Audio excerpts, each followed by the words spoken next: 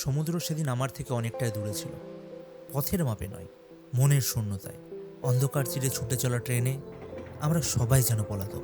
জানলার বাইরের পিছলে যাওয়া আলোগুলো ঠিক ফুরিয়ে যাওয়া জীবনের মতো, একটু ছুতে চাইলেই হুশ করে বেরিয়ে যায়।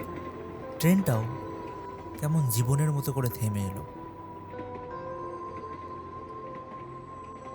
এই এক স্নিগ্ধ বিষণ্ণতা বুকে নিয়ে আমি চলেছি সেখানে, যেখানে ঢেউয়ের গর্জনে হয়তো ঢাকা পড়বে ভিতরের নিস্তব্ধতা।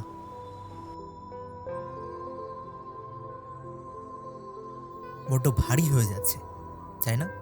রাতের যে আধারে জীবনকে ভীষণ একা আর জটিল মনে হচ্ছিল, ভোরের প্রথম আলো এসে এক নিমেষে যেন সব হিসেব পাল্টে দিল।